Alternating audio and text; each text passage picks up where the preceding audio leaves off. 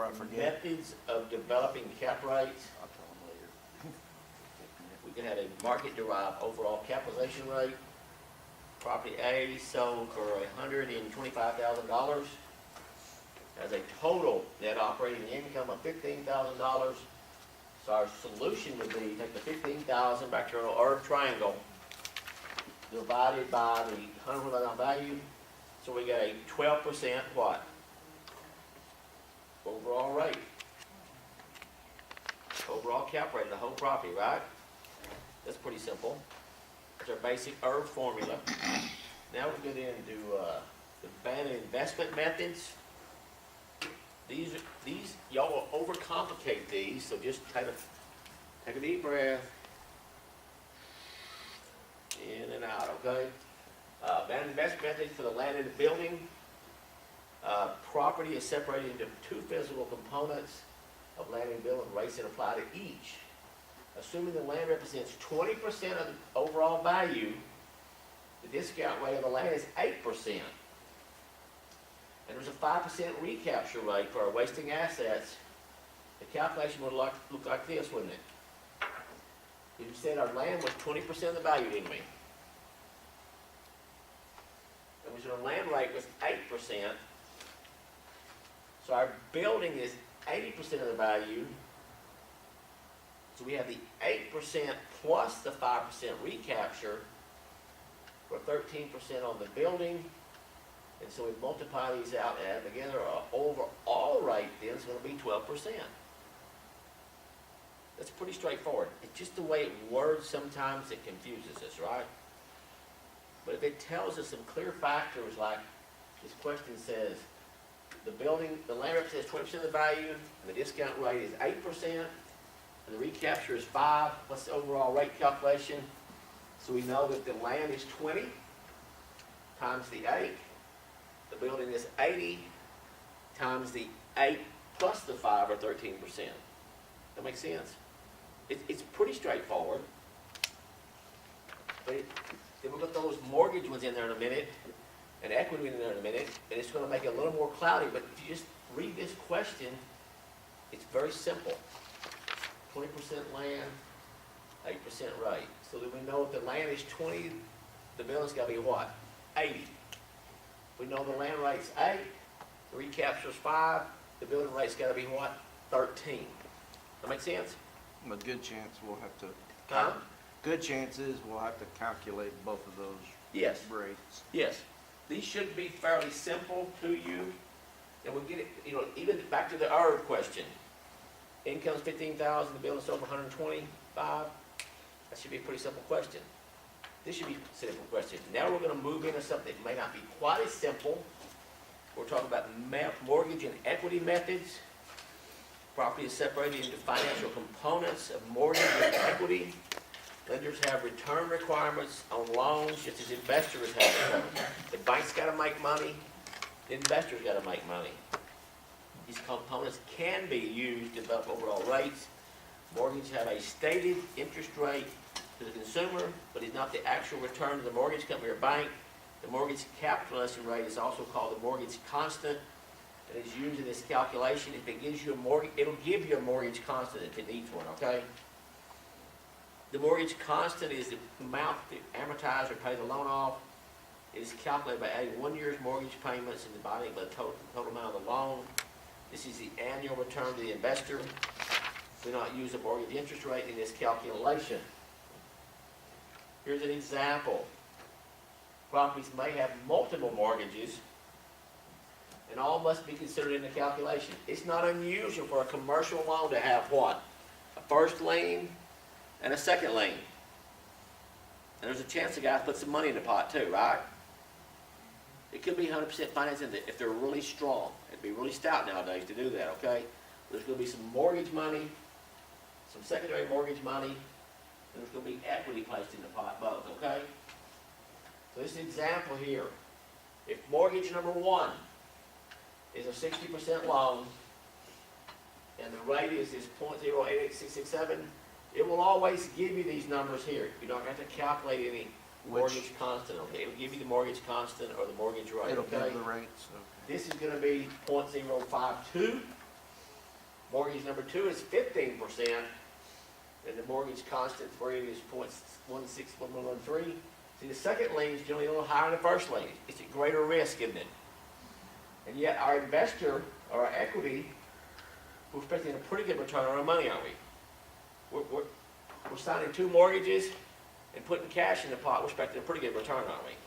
So in this case, the overall rate's gonna be 0.1137 using the mortgage and equity method, okay?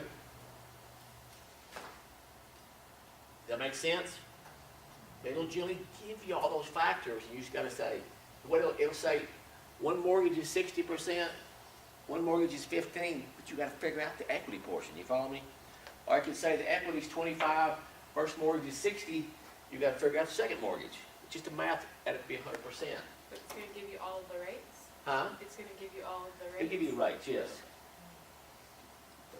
It'll give you rates for the mortgage constants, either one. It'll give you both sometimes, but the mortgage constant, which you multiply. But the equity will be just times the percentage. Let's talk about loading cap rates. It'll help you in a minute when we do problems over these, because it'll kind of make it close for you, okay? Let's talk about loading cap rates, or in this case, not loading the cap rate.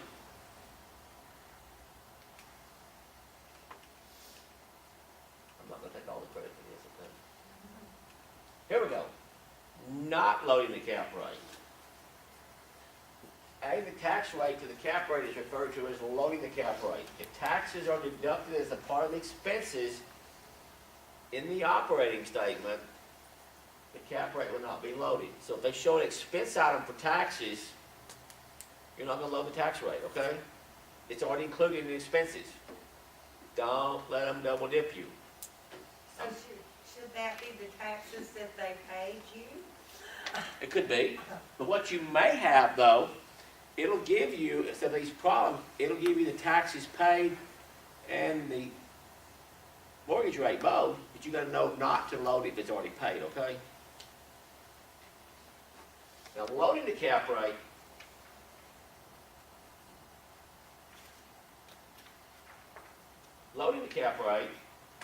if taxes are not deducted in operating expenses, the cap rate needs to be loaded to consider the effect of taxes on the value of the property. In the previous mortgage and equity example, the cap rate is 0.1137 or 11.37%. Added tax rate of $1.75 would change the cap rate as follows. Remember our 1137 over here? We want to load that cap rate. We convert that $1.75 in tax, that's going to be the county, city, and school taxes added together. We're going to convert it by dividing by 100 to a 0.0175. Then we're going to take the unloaded cap rate plus the tax rate equals the loaded cap rate. That make sense? It's called loading the cap rate.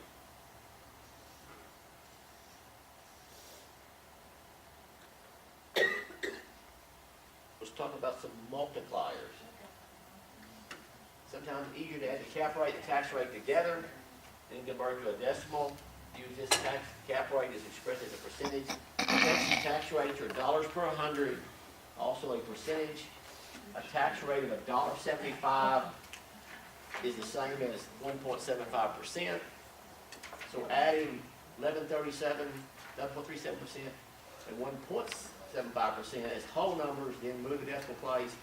This can avoid errors in the number of leading zeros when adding these rates together sometimes. But you can always remember Texas, the tax rate of $1.75 or $3 is $1.75 is going to be 1.75%. $3 is going to be 3%. You'll have some 3% tax rates. Time you put a city, a county, and school together. Combine them, the combined rates. Yes, combined rate.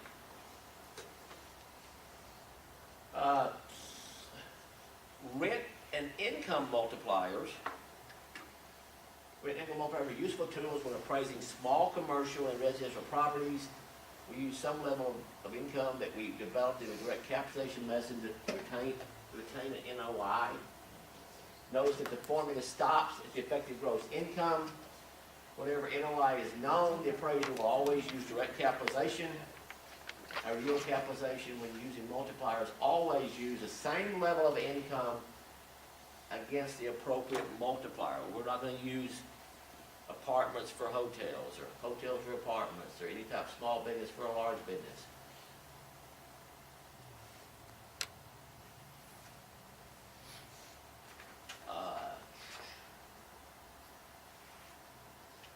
Potential gross rent multiplier. The chart there on page 125 shows you the PGR minus the BCL equals the EGR. Change that minus SI to a plus. We did it again. It should be a plus SI equals the EGI. Notice the formula stops at the EGI. Whenever NOI is known, we'll always use direct capitalization. Here's some examples. Potential gross rent multiplier, PGRM is times the PGR. Effective gross rent multipliers is the effective gross rent times the effective gross rent multiplier. Effective gross income multiplier, EGIM times the EGI. Calculating a rent or income multiplier from comparable sales will give you information to estimate the value of the properties. Here's some examples. A rental residence sold for $225,000 with a monthly rent of $1,750. B and C in the area is about 12%. Calculate a monthly and an annual potential gross rent multiplier. So the potential gross rent multiplier, we're not going to worry about the B and C, are we? We're going to take the $225,000 divided by our $1,750. Gives us a potential gross rent multiplier monthly. It will always tell you monthly or annual. So don't worry about that being a trick, okay? It's going to tell you monthly or annual. So I'm going to expect you to guess at that, okay? Of 128.51. The effective gross rent multiplier, now then we're going to apply our 12% B and C to the $225,000 divided by 1,750 times 0.88, which is the same as what? Taking off the 12%. 1 minus 12 is 0.88 equals a effective gross rent multiplier of 146.10 monthly. Now annually, take the 225 divided by the 1,750 times 12 equals 10.71. And the effective gross rent multiplier is take the 225 divided by 17 times 50 times 12 times 0.88 to capture our 12% BC, and 12.18 multiplier. So using the different term, we get different multipliers, but we take those levels of income, they should come out pretty close numbers that we're fixing to see. What is the value of the subject if it has a rental rate of $1,800 a month? If we use the potential gross rent multiplier we had above of 128.51 times $1,800 would give us 231,318. If we use the effective gross rent multiplier of $1,800 less the 12% B and C times 146.1, we got 231,422. If we went to the annual method of the potential gross rent multiplier, 1,800 times 12 times the 1071 we got earlier will be 231,336. If we use the effective gross rent multiplier annually, 1,800 times 12 times 88 for the 12% B and C times the 1218 will be 231,517. None of these are exactly the same, but they're all really close. 318, 422, 336, 517. We would run with that, wouldn't we? Why wouldn't they be the same? Is it, Huh? is it rounding? It should be rounding. These decimal points over here, take these out 4 decimal points, and it should be the same, okay? Take the 2 decimal places is going to make it a little variation there. But we would run with that in a heartbeat, wouldn't we? That close on 4 different methods and 4 different calculations. We think we won the lottery that day, wouldn't we? Or I would, I think, man. 4 of them this close, there's got to be something wrong, okay? This is too close for government work, isn't it? So effective gross rent multipliers work in the same manner, except appraiser must remember to add the secondary income. If you had an EGI multiplier, we're making the calculations. Usually gross income multipliers are annual, not monthly. Read the question carefully. It says carefully, doesn't it? Yes, sir. Are you exercising? No. You got carpal tunnel? No. why did we use the same, the I mean, potential gross rent multiplier and the potential gross, the effective gross rent multiplier Mhm. from this problem down into this problem? Because did all the four of rents them are actually, the same. did all Or the four of them rents are actually, different. did them all four. Yeah, but why? I don't understand. We're just showing how they all interact. It seems like you'd have a different, if you had rents that were 1,800, it seems Mhm. like you'd have a different multiplier. No, we That's your just took, subject property though. we took our example here of our property that sold, and we calculated 4 different multipliers. Potential gross rent, effective gross rent, both monthly and annually. We did it 2 different ways, monthly and annually. Then we just applied that to our subject property that rents for, like, Oh. this rented for $1,750, our subject property rents for $1,800. So look here, just look at the correlation. Well, this $1,750 sold for $225. The ones we calculated rents for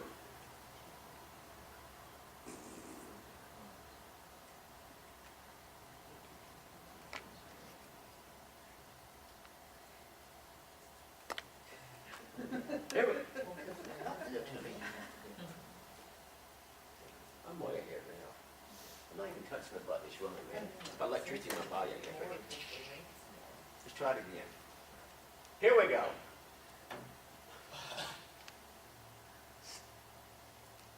Our sale ready for $1,750. It's sold for $225. Using those same multipliers on our comparable, it comes out $231. So $50 a month is worth about $6,000 a year in value, because it's going to sell for more because it rents for more, right? Now then, the slide over here, a small office building has a monthly potential gross rent of $2,500 and an annual secondary income of $1,200 for garage parking. The property sales price is $275. What is the annual gross income multiplier? Now here's where it gets a little tricky, because it's giving you monthly rent, annual secondary income. You follow me? You've got to keep those two separate. Monthly rent is going to be $2,500 times 12, right? Or what, $30,000 a year. Secondary income is annually of $1,200, okay? So we go out over here. Our potential gross rent is at $2,500 times 12 is $30,000. Our secondary income is annually, in this case, don't multiply times 12 again, you mess it up, okay? Potential gross income is $31,200.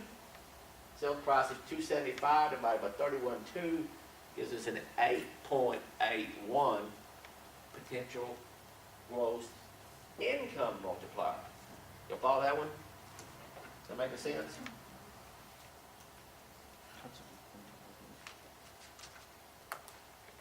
That make sense? Y'all pretty cloudy there, or pretty cool? Let's look at yield capitalization.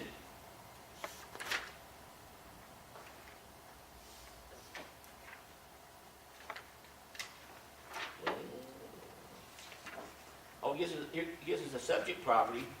We did this calculation, 8.81, now here's a property has a monthly rental rate of $2,150. I'm at the page 127. And we got an annual secondary income of $1,350. What is the value of the property using the previous formula? So $2,150 times 12 plus $1,350 equals $27,150 times our multiplier of 8.81 would give us an estimated value of $239,192. We took the formula we developed here of 8.81. We applied it to another property, to an income multiplier, to get $239,192. Let's talk a little bit about yield capitalization. We're talking about yield. We're talking about yielding us money over a period of time. Not direct for 1 year's income, but yielding. We're going to stretch it out over a year's time. Also use to convert future benefits or income into a present value but it's significantly different than traditional capitalization of income. Here's some things we talk about here on page 128. This is one of the formula calculations on the Elmwood method. I never had that question asked anybody. It's more complicated than the DCF analysis. The calculation is very useful in stable markets. The DCF is able to consider varying cash flows over time. These things right here, these four things, on these, in the middle of page 128, DCF makes several assumptions. This is a great place for several questions. Property owner is an investor with a specific holding period. At the end of the holding period, the investor will sell the property. The property will undergo changes during the holding period that will affect the NOI. Long-term leases may expire. Neighborhood may be undergoing rapid changes. Property may need substantial expenditures to stay competitive. The surrounding market, a new public or private improvement may increase in desirability. The ratio of mortgage and equity will change over the investment period. DCF uses a yield rate to estimate the value of cash flow, not a cap rate. So we're talking about a yield rate. Let's talk, I think he's got it in here. No, it doesn't. Some of the difference between a yield capitalization and a direct capitalization is yield you're going to consider multiple years, aren't you? Whereas direct you're going to consider 1 year. You're going to have multiple years, you're going to have a reversion at the end, multiple expenses to look at as you move forward. So yield is more of a 1 year snapshot, whereas the discounted cash flow moving out, direct is a 1 year snapshot. Yield capitalization or a form is discounted cash flow, takes cash flows over an extended period of time. How long is the investor going to hold the property, and what's he going to do at the end of the property? Here's some definitions. When you're doing a yield capitalization, you're going to have a holding period. It's the time that the prudent investor will retain ownership of the property compared to the subject. You're going to have a reversion. At the end, you're going to estimate the sale of the property, and you're going to convert it back to a present worth.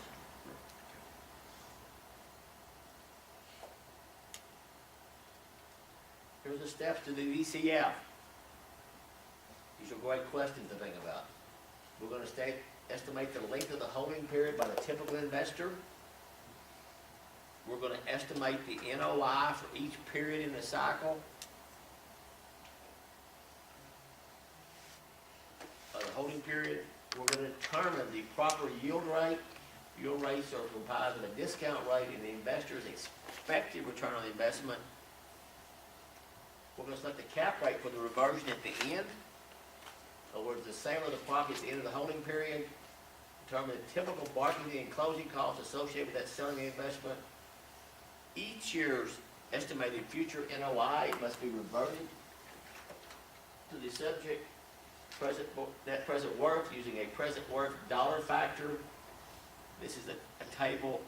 Don't worry about that. If it gives you a problem, it'll give you the conversion factor. If you want to dig those up, search them and calculate them. First time I seen those, I thought, how are we going to calculate those? It's always going to give those to you, okay?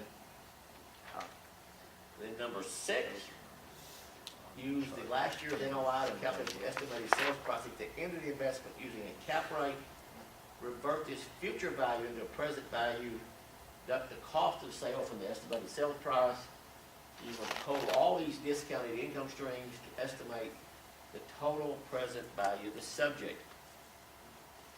Here's an example of a DCF. We know that the owner expects to keep the property for 5 years.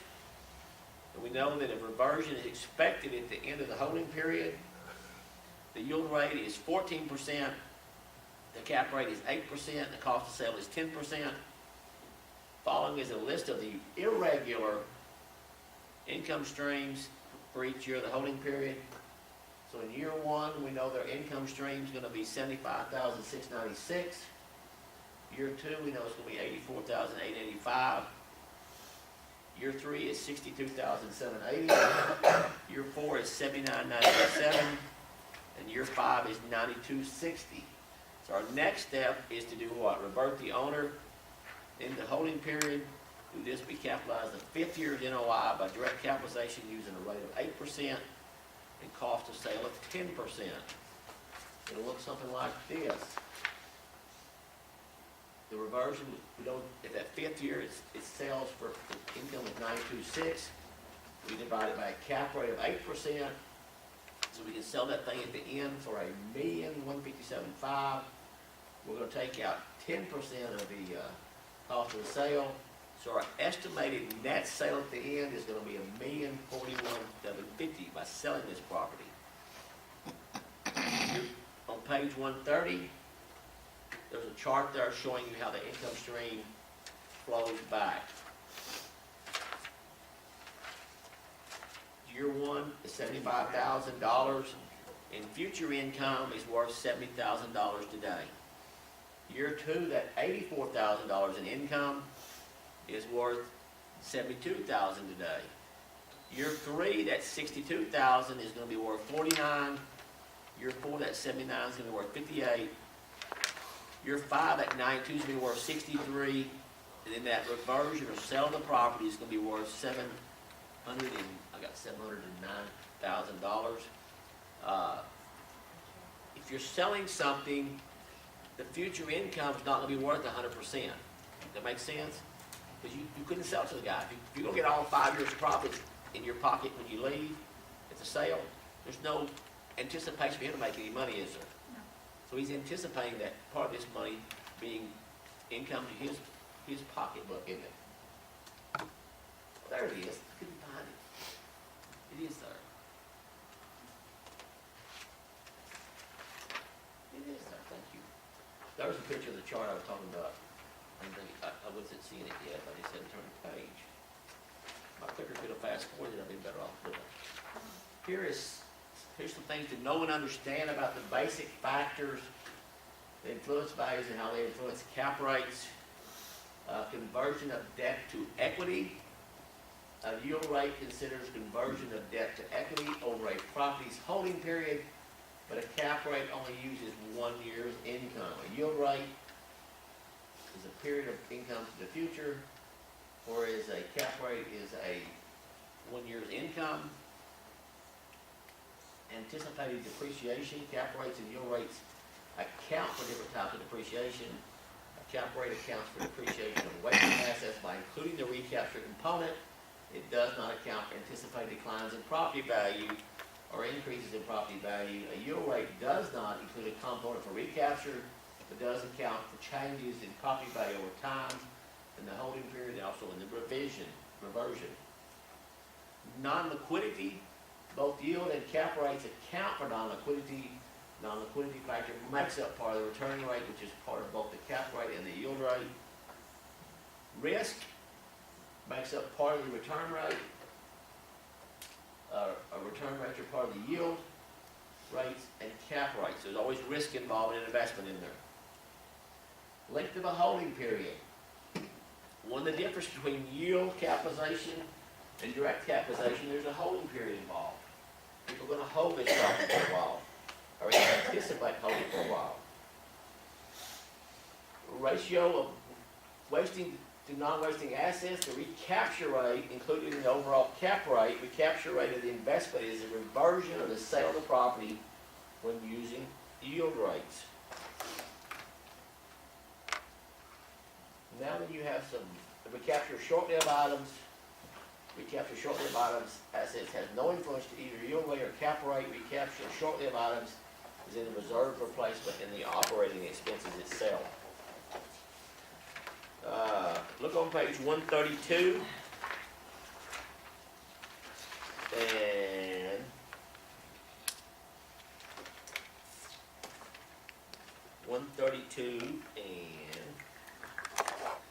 work the problems on 132 first, and we'll go over those, okay?